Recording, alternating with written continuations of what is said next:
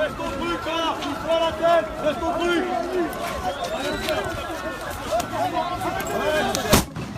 Enculé là-bas. Enculé là-bas. Médic. Médic. C'était place de la Bastille le 26 janvier 2019, en pleine crise des Gilets jaunes. 7 ans plus tard, presque jour pour jour, l'une des figures de ce mouvement, Jérôme Rodriguez, a appris qu'un policier soupçonné de l'avoir éborgné sera jugé devant une cour criminelle.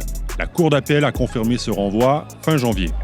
Il y a 7 ans donc, lors de l'acte 11 des Gilets jaunes, celui qui était alors employé dans le BTP et âgé de 39 ans manifestait dans les rues de Paris avec des amis.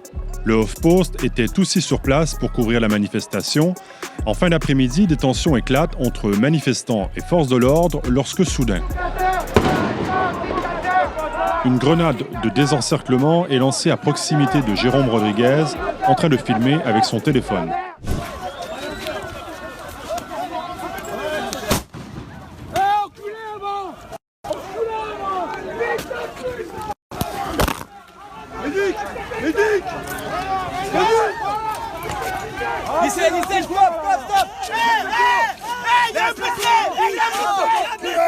À l'époque, nous avions filmé aussi l'évacuation du gilet jaune ensanglanté. Il a depuis perdu l'usage de son œil.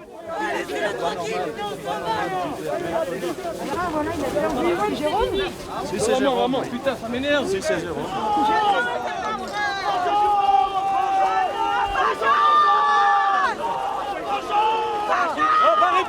Très vite, Jérôme Rodriguez est devenu un symbole des violences policières qui ont marqué ce mouvement. Une semaine après avoir été mutilé, le Gilet jaune participait déjà à une manifestation à Paris en compagnie d'autres manifestants blessés. À défaut qu'on soit gilet jaune, parce que nous on le sait, on le vit aujourd'hui, mais que ceux qui ne le soient pas voient comment aujourd'hui les gouvernants traitent son peuple, voir comment le gouvernant aujourd'hui traite la liberté d'expression dans son pays.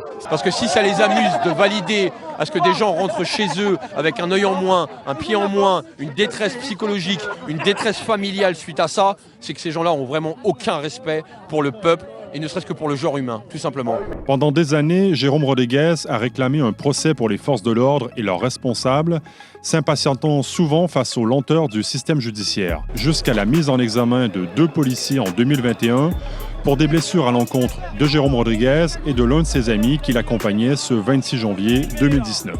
Je voulais que vous soyez les premiers à être au courant que, aujourd'hui, les 2 policiers concernés par l'affaire sont mis en examen. J'ai pu avoir accès au rapport de l'IGPN seulement, qui met en avant pas mal d'irrégularités de la part des policiers qui ont agi à ce moment-là sur le terrain. Sachez qu'il y a eu des gros manquements à la déontologie, des gros manquements au savoir-faire, à la formation des policiers. Finalement, un seul policier sera jugé. Il s'agit de Brice C., 35 ans, un membre d'une compagnie d'intervention toujours en poste. Il comparaîtra pour violence volontaire ayant entraîné une mutilation ou une infirmité permanente par personne dépositaire de l'autorité publique. Un crime passible de 15 ans de prison. Les juges d'instruction ont écarté la légitime défense. Selon eux, le groupe au sein duquel évoluait Jérôme Rodriguez n'était pas violent. L'avocat du policier, maître Gilles William Golnadel, a dénoncé une injustice inouïe, assurant que son client a toujours été exemplaire dans ses fonctions. De son côté, Jérôme Rodriguez s'est dit satisfait de cette décision, mais a déploré qu'aucun des donneurs d'ordre ne sera renvoyé pour être jugé. Selon des comptes de l'AFP, 23 personnes ont été éborgnées lors du mouvement des Gilets jaunes à l'hiver 2018-2019.